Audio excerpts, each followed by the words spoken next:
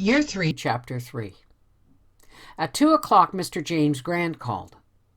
Mr. Grand was the chairman of the high school board of trustees and had matters of importance to talk of, which he wished to discuss fully before he left on Monday to attend an educational conference in Kingsport. Could he come to Windy Poplars in the evening? Asked Anne. Unfortunately, he couldn't. Mr. Grand was a good sort of man in his own fashion, but Anne had long ago found out that he must be handled with gloves.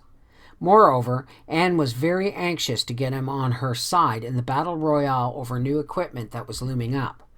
She went out to the twins. "Darlings, will you play nicely out in the backyard while I have a little talk with Mr. Grand? I won't be very long, and then we'll have an afternoon tea picnic on the banks of the pond, and I'll teach you how to blow soap bubbles with red dye in them. The loveliest things." "Will you give us a quarter apiece if we behave?" demanded Gerald. "No, Gerald dear," said Anne firmly, "I'm not going to bribe you. I know you're going to be good just because I ask you, as a gentleman should." "We'll be good, Miss Shirley," promised Gerald solemnly. "Awful good," echoed Geraldine with equal solemnity. It is possible they would have kept their promise if Ivy Trent had not arrived almost as soon as Anne was closeted with Mr. Grand in the parlor. But Ivy Trent did arrive, and the Raymond twins hated Ivy Trent, the impeccable Ivy Trent who never did anything wrong and always looked as if she had just stepped out of a bandbox. On this particular afternoon, there was no doubt that Ivy Trent had come over to show off her beautiful new brown boots and her sash and shoulder bows and hair bows of scarlet ribbon. Mrs. Raymond, whatever she lacked in some respects, had fairly sensible ideas about dressing children. Her charitable neighbors said that she put so much money on herself that she had none to spend on the twins. And Geraldine never had a chance to parade the street in the style of Ivy Trent, who had a dress for every afternoon in the week. Mrs. Trent always arrayed her in spotless white. At least, Ivy was always spotless when she left home.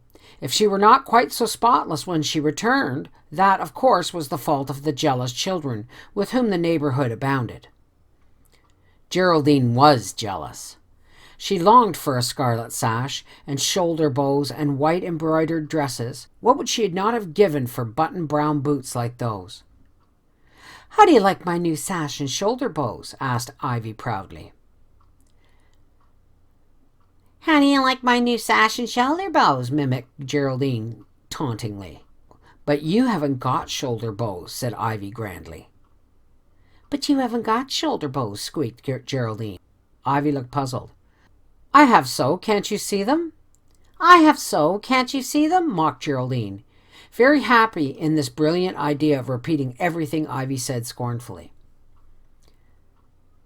"They ain't paid for," said Gerald. Ivy Trent had a temper. It showed itself in her face, which grew red as her shoulder bows. "They are too. My mother always pays her bills." "My mother always pays her bills," chanted Geraldine. Ivy was uncomfortable. She didn't know exactly how to cope with this, so she turned to Gerald, who was undoubtedly the handsomest boy on the street. Ivy had made up her mind about him.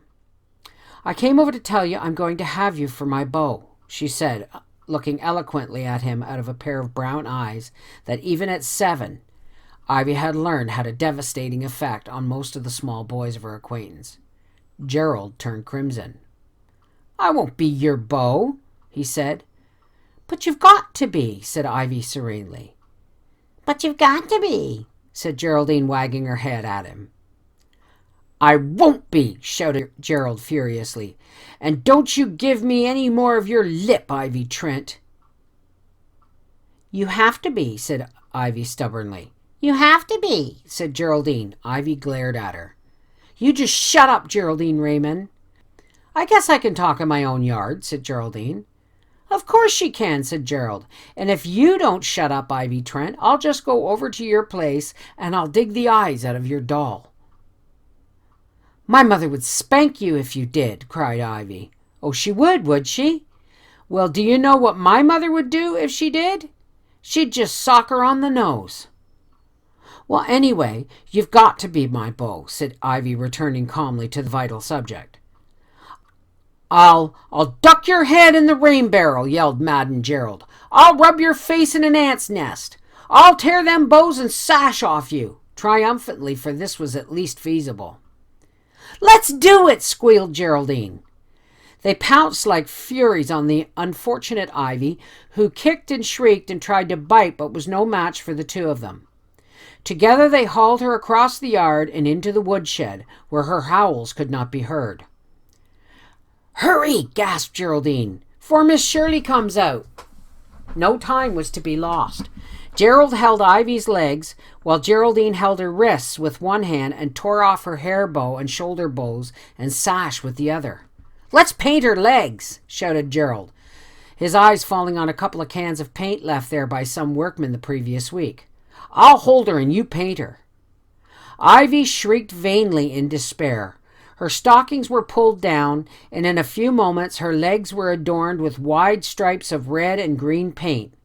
In the process, a good deal of the paint got spattered over her embroidered dress and new boots. As a finishing touch, they filled her curls with burrs. She was a pitiful sight when they finally released her. The twins howled mirthfully as they looked at her. Long weeks of airs and condescensions from Ivy had been avenged. "Now you go home," said Gerald. "This'll teach you to go around telling people they have to be your beaux." "I'll tell my mother," wept Ivy. "I'll go straight home and tell my mother on you, you horrid, horrid, hateful, ugly boy." "Don't you call my brother ugly, you stuck-up thing," cried Geraldine. "You and your shoulder bows. Here, take them with you. We don't want them cluttering up our woodshed." Ivy, pursued by the bows which Geraldine pelted after her, ran sobbing out of the yard and down the street. "Quick, let's sneak up the back stairs to the bathroom and clean up before Miss Shirley sees us," gasped Geraldine.